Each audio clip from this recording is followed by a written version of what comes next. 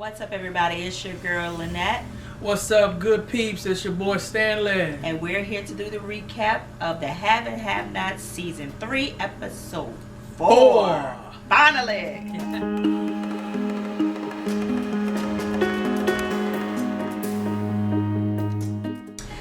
But we're going to jump right on into it. Like we said, we do it late at night. It's time to go to bed. But first scene, Benny walks in on his mama and Michael. Oh boy. Now, from our perspective, we didn't know if they were doing anything or not. Mm-hmm. But Benny walked in and he walked into the kitchen and go into the refrigerator first. Yeah. And he started hearing some noises, them noises.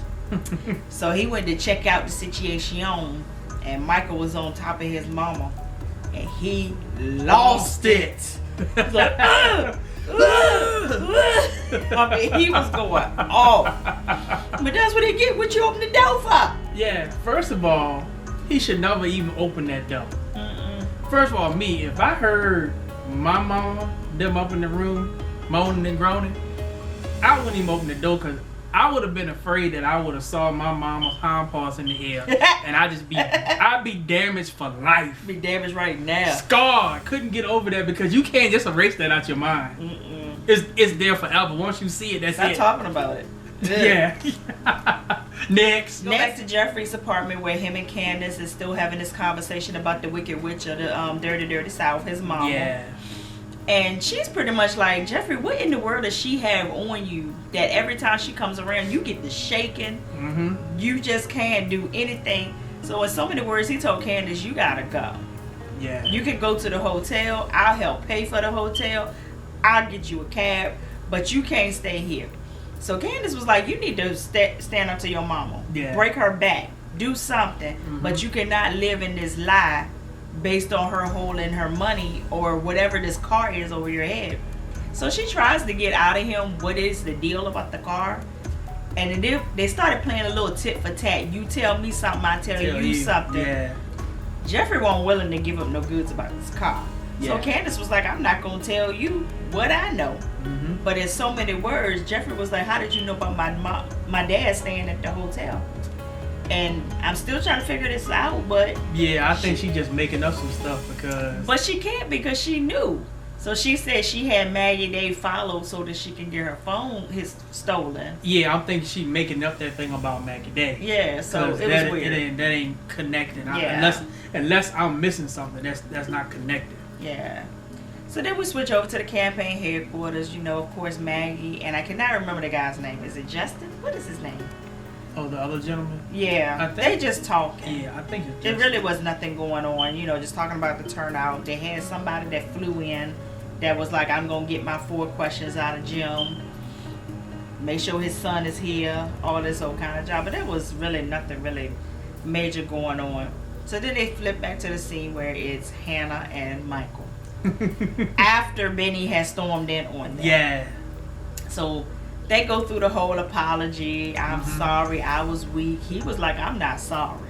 Yeah. He said, I enjoyed every minute of it. And I don't want to do it again. Yeah. And again. And again. And I see where Tyler put his ministry skills into action. Yeah. Where he was talking about, pretty much don't live in sorrow and then regret and beating yourself up for a mistake or a potential mistake. Yeah. Repent and move on. So that's pretty much the message that Tyler was giving in that whole scenario that drug out for the longest time was, I almost went there. I enjoyed it because this is my flesh. My flesh likes stuff like this. But at the end of the day, I knew I was wrong. I'm going to repent and let's go ahead and keep on moving on. What you got to say about it? Yeah, that's pretty much it. Hit the nail on the head. She was like, Hannah was like, in my past, I would have lived in this condemnation and beat myself up and be sad all the time, but I'm just gonna be like, I'm not gonna worry myself over something that almost happened. Right. But that's not guaranteed that it's not gonna happen again. Yeah, but Michael said he want to do it all over again. Cause Hannah was in, she was telling myself, nah, stop, Michael, stop. It feels so good. It feels so good. Stop. But yeah, she wanted to go in. Yeah. So eventually Hannah tries to walk Michael out. she gotta walk him out because Benny gonna try to get at that joke. Yeah, the pit bull. And I was really surprised he wasn't out in the living room when Michael came out, but he wasn't. So Michael went ahead and left. But then here come Benny coming out the room. I mean, he on 10, 20, 25. Turned way up. I'm starting to think that Benny ain't quite all the way right now. Yeah, something mentally going on. Like, he been popping off a little bit too much. much. Yeah, he disrespecting his mama now. Yeah, like he the real man of the house. I mean, you the man in this house, but you not the man of this house. Yeah. So I really think something going on with Benny. He was like, I don't want him touching you and da-da-da-da. And she was like, wait a minute. You're not going to be talking to me like this, like a black mama would do. Yup. Don't forget who you talking to. This is still my house. All right, the next scene was at the campaign headquarters again. Somebody got off the elevator. It was either Maggie or David. I don't know which one it was. But they pretty much bump into each other. But David looked like he was flirting with Maggie. Again. Like, come on, David. I just gave you credibility in the last video that you was a good dude. Now you look like you flirting with the chick. Yeah, I seen them little love tweet bird. Yeah. So she was like, you know, you talk to your wife, and he was like, no. She was like, she's gonna be here, and he was like, yeah. He said, how would you know that if you haven't talked to her? He's like, I know my wife. And she was like, well, how's she gonna act? He said, she's gonna laugh, put on a good face, but please stay away from her. Yeah. And so many words. So that's basically how that went. But she did let him know that we don't know what Jim is. He's not here. Nobody can get in touch with him. So can you get in touch with him? On that note, don't it seem kind of like everybody's kind of nonchalant that Jim is missing? Yeah. On his campaign day, so everybody like, oh, Jim ain't here? Oh, Jim not here? Let me call him. And he not answering the cell phone, and nobody's calling the police, nobody's ringing any bells, nobody's looking for Jim. It is weird. Yeah, that is so weird. Just thought I'd throw that plug in there. Basically. Yeah, it's weird. So we finally go back to the Cryer household, and Katherine Cryer makes her debut. Yeah, she's alive. She's alive. Which, I mean, last week they gave that away. We already knew that. Yeah, so she comes down the steps and talking smack.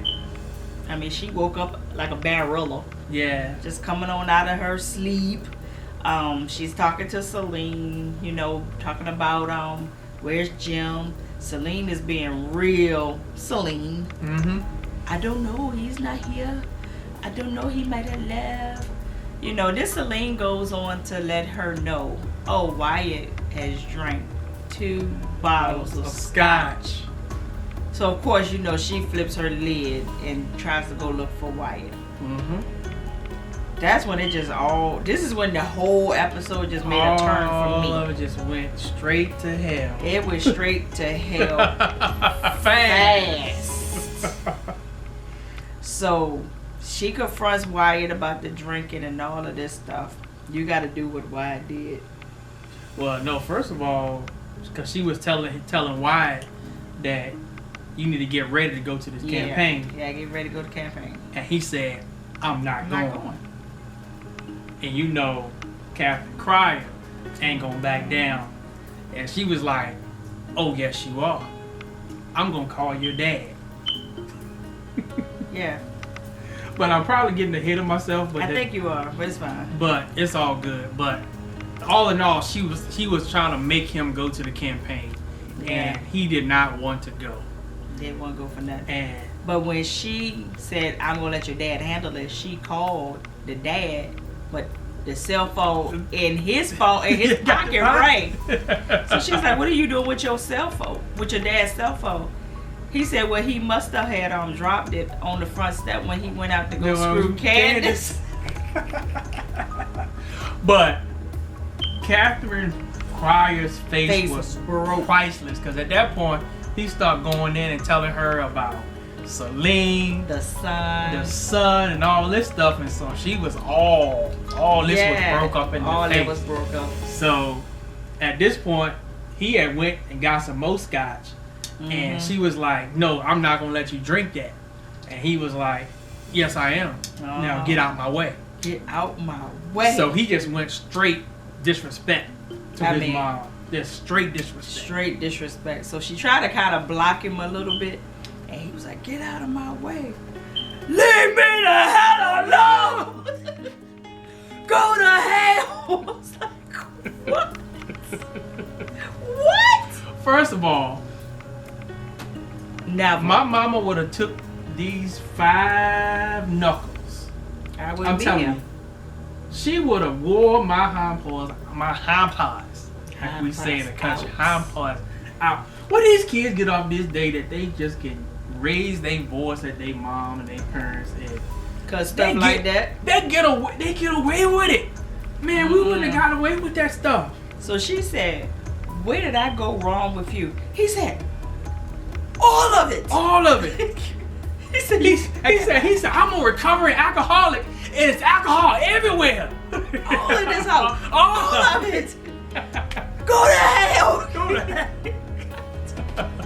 She said, "Get this through your little feeble head that you are going to the campaign." He said, "Get this through your feeble head. Go to hell."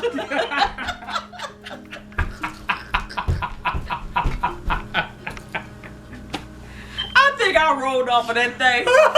I said, "Why you don't straight lost it?" She backed down too. So then he said, Celine. He said, "Oh, she don't go by that name. Whore. Whore." And she showed up. I was too tired. And she showed up. She said it at the door looking like a sick puppy. She don't know what she done walked into. But yeah, that was that scene. I don't think I'm missing anything. Let me check my notes. So Hannah comes back to work finally. First day back to work. Celine is like, "What you doing here?" And she was like, "I should be asking you the same thing. What you doing here?" But they just going back and forth. You know, they got some beef. Yeah. So they talking about some apologizing to each other, and both of them was like, "Don't wait for it." I ain't apologizing. Yeah. So Katherine was upstairs knocking on Amanda's door, trying to get Amanda up to get ready for the campaign. But by that time, Hannah had walked upstairs and kind of distracted her. Was like, "Hey, I'm back," and da da da da. So they just walk off into the walk-in closet, and they talking. Katherine Cryer is on some. She on some So she's sick talking. stuff. She's talking to Hannah about everything that she missed. You know, sorry about the party. I took me a sleeping pill. I slept like a rock. Blah, blah, blah, blah, blah. But she was like, the highlight of my night was when one of Amanda's friends came over here and gave Mr. Cryer what he been asking for. Said he slung him around, and I mean, she was having a ball with. She said, "I loved every minute of it. He was like an angel sent from heaven to do what I wanted him to do." Yeah, what I've been wanting to do for years. She said, "I think I should reserve him for every Friday, just to come over here and whoop Jim's tail." Yeah. And Hannah's like, "Do you hear yourself? What happened to you?" Yeah. And she was like, "I just got a breath of fresh air." He just got it handed to him. I mean, and Hannah was like, "You talking about Quincy?" Yeah. She was like, No, you messing with the wrong one." Yeah. She was like, "He's not scary to me. Not to me. He was kind of charming. Kind of turned me on a little bit." Yeah. Katherine Brown, did you drink some scotch too? So she just going on and on. What, did I miss something? Yeah, because she was saying that he was an angel sent from heaven to help her out, and Hannah said, "No, he's an angel of death, sent by the devil." He's an angel of death. Yeah, so I don't know what, but Katherine Pryor was having her a good time. Yeah, she was turned up way up. I think her biggest thrill was Quincy announced to everybody the reason that he was there because Candy Cane is his girl. Yeah. And Jim been messing around with his girl. Yeah. But he told it in front of the whole family. So he did Catherine's dirty work for her without really knowing that he did it. So that was her highlight, that the rest of the kids know what you been up to, and I didn't have to put my name on it. Yep. So now I'm not the bad guy, it's your dad and not me. Yeah. So that was really her highlight. She after that she took her Xanax and went to sleep pretty much. She was like, lights out, I don't got my enjoyment. Yes. But anywho, so we go back to Jeffrey's apartment. Little Melissa shows up. Of course she's there to chaperone, be his date. Yeah. To the campaign, you know, all that good stuff, you know, that front that the mama, the wicked witch of the dirty South, is making him do, you know, to act like he's not gay. He's with this attractive girl. So she comes over there and she's just putting it on him. I miss you. Coming on strong. Why you didn't call me? And I want to do it again and again and again. And Jeffrey was like, what did you say? I said, again and again. He said, have you been talking to my mom? So that's when it clicked. Yeah. That she was hired by the mama to come over there to do it again and again and again. Till he snap out of this phase that his mama been talking about. So, what else you got to talk about that? Yeah, but she was coming on real. She was coming on real strong. Because he said when she showed up, he said, I was supposed to meet you at the campaign. And she said, no. Your mom said I should come meet you here. Right here. And she just came straight in the door, turned way up. I mean, she was turned up. She was turned way up, come right in the door. And it was so out of pocket and so out of character. Yeah, because she wasn't that way when they first met. The only way I think she really turned up kind of the way when they first met, because they were drinking. Drunk. Yeah, so they both were drunk. So that's what Jeffrey was telling her, was like, that was a mistake. You know, we both were drunk, and I don't want to do this anymore. Yeah, I don't want to do this anymore, and I'm not interested in you. So he told her straight up, and she talking about some, well, you know, I'll try better, I'll do better. So, and we'll do it again and again and again. Yeah, so that alone lets them know right then that something ain't right. Yeah. I'm turning this girl down, letting her know I'm not interested. Yeah. And she still keep on pushing. It's one thing to say I'm not interested in the sex, but it's one thing to say I'm not interested in you. And she still pursues, so that was a dead giveaway. Yeah, so. Dead giveaway. We back at the campaign headquarters, and the devil wears Prada shows up. The devil in the red dress and the red lipstick. Veronica. She come in there snatched to the gods. Not the gods, but the budget gods. Yeah. Coming in there all lovey-dovey with David, giving little pecks and kisses, and David is looking like, I'm going with it because I know my wife is crazy as heck. Yeah, she's playing the part now. So she was pretty much like, hi, Maggie. And Maggie was like, I know this makes you uncomfortable. And she was like, yeah, being in the same room with my husband. Yeah. Yeah, so go do your job. And I was like, daggone. So she was telling her, she was like, because she went out to make a phone call to Catherine because nobody still could find Jim. Yeah. So she was like, I'm watching you. Poor Maggie looks like she is terrified. Like, she's fearful of her life. I think she should be too. Veronica just gets under my skin. I'm sorry. What else you gotta say? I can't keep talking about her. I can't. She's just crazy. Yeah. I mean, she like, you know, she's always a step ahead of you. So even with her coming in there acting all nice to Maggie Day, saying, you know what, you're doing such a great job, it's such a great turnout, and you do such a good job, and she was like, Maggie Day was like, well, thank you. It almost seemed like it was genuine. Oh no. It almost kind of had you think it was genuine, but you know there was a motive underneath it. And then she said, you know who you dealing with. Then she said, when she said, oh, thank you, then Veronica said, well, go do it then. Go do it. Go do your job. So Maggie Day turns around and looks at David, and he was like, yeah, walk away. Just walk away. I'm like, just walk away. I'm like, Darn. So in other words, he remembered that you just got your hind paws whooped. Yeah. So just walk away because you Just don't walk want away. you got your hind paws whooped in front of me. You don't want to get. You don't want to get eye-turned. your hind paws whooped in front of all these people. That's the difference. They got the that? TV cameras there and all that stuff. You got hind paws and get whooped on national TV because you know they start fighting, they're gonna turn them cameras on. And they gonna put that on TMZ. What's the other ones? World Star. So evidently Veronica had called Katherine. Katherine was on her way in this fake car. Tyler. Yeah. She in this fake car. Yeah, She all the way down here like yeah, that. they going. So she was like, try to find your husband, whatever. So she talks about, she said, call the bastard. Yeah. She got her Bluetooth programmed under Jim Cryer to call the bastard. Call the bastard. She said, I can't call the bastard. My son has the phone. But you know what? I got that in my car too. What? I got where I can tell my car to call people. I think that's what Bluetooth is now. Yeah.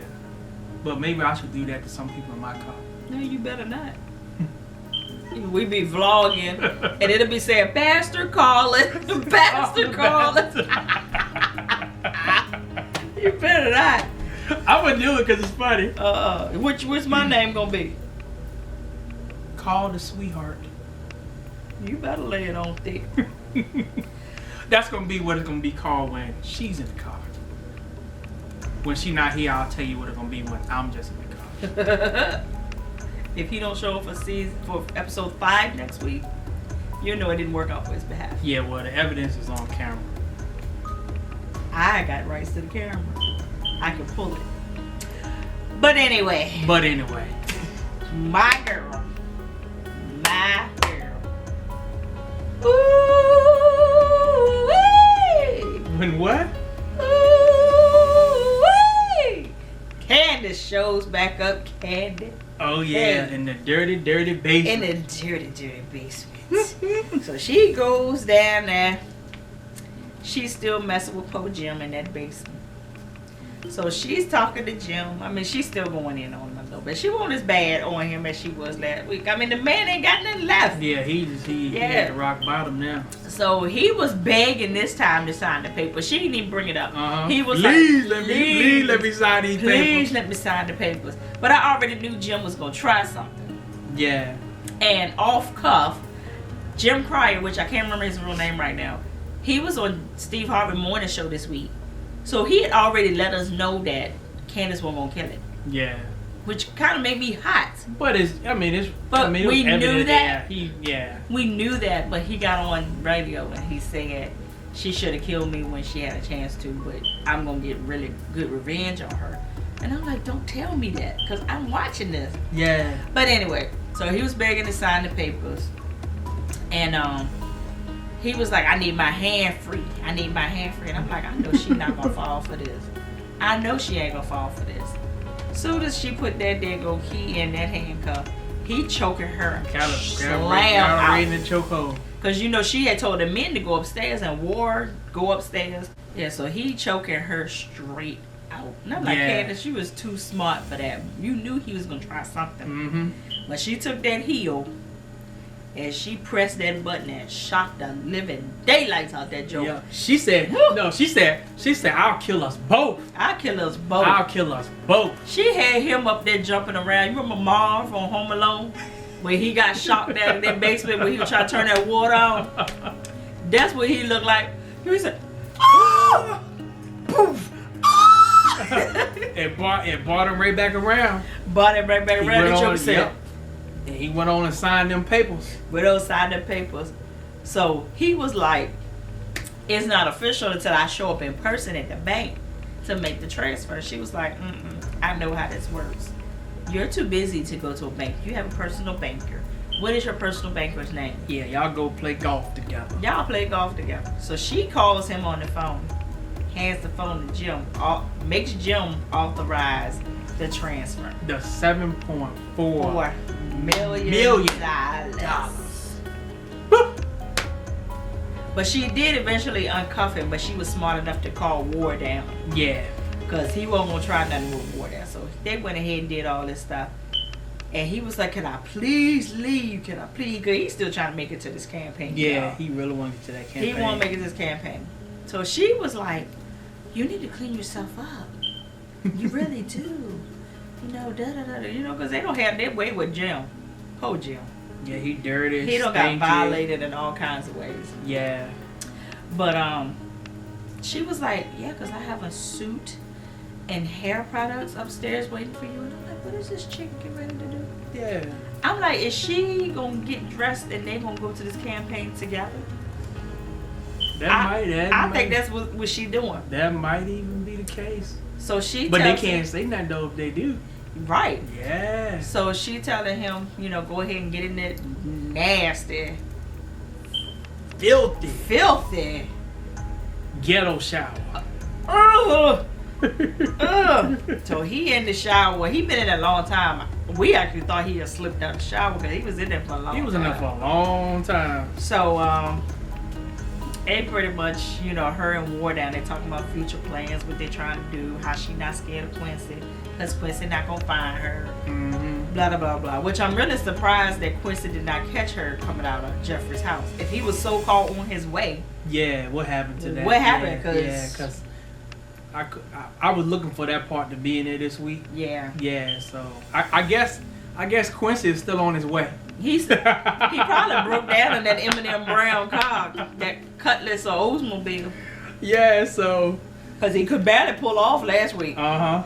So, the next thing they switch over to Hannah. She was like, all right, Amanda.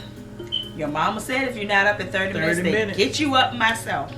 So she goes in the room and she walks past the bed. She goes to open up the blinds. And she starts to slip.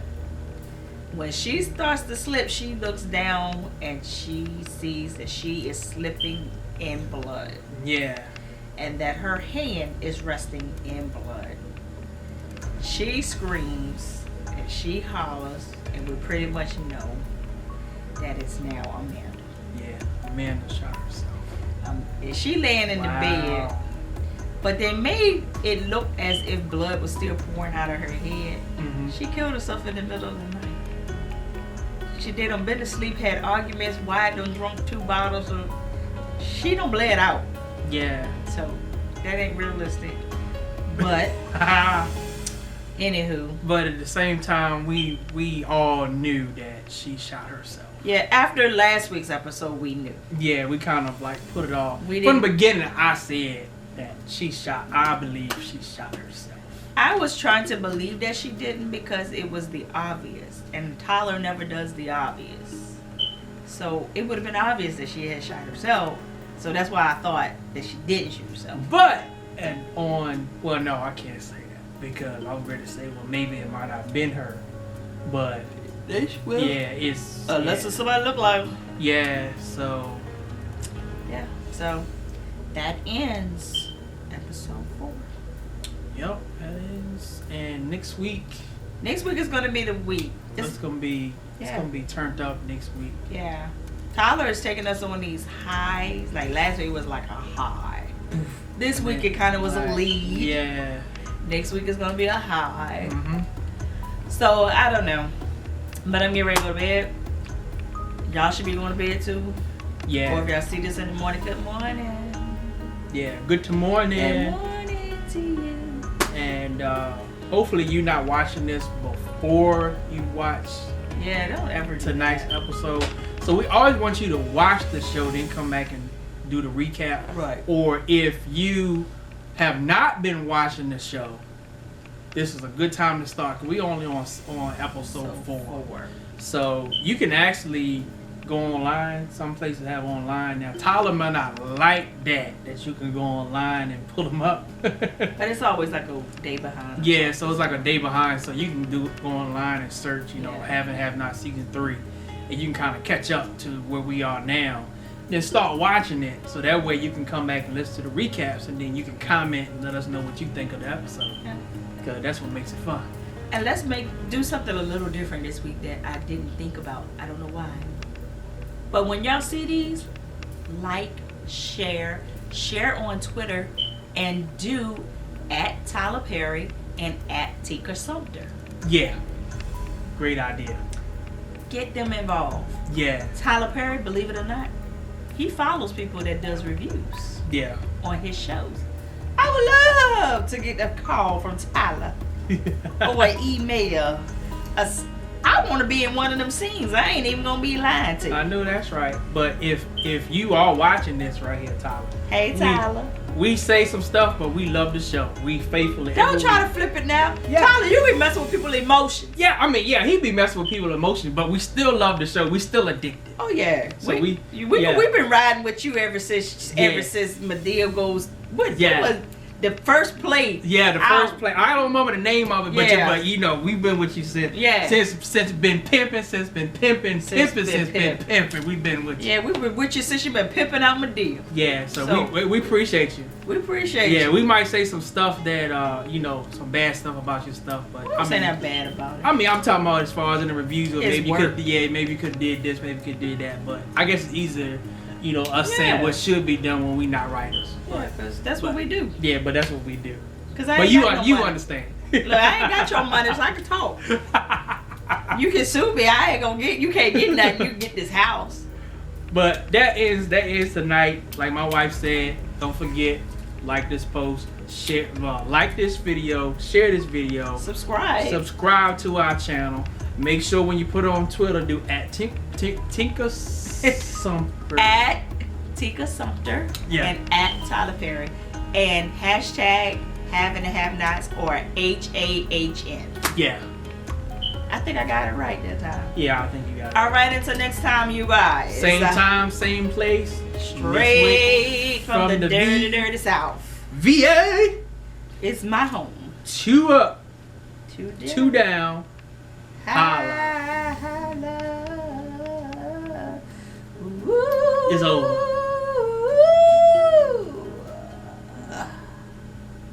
Go to sleep.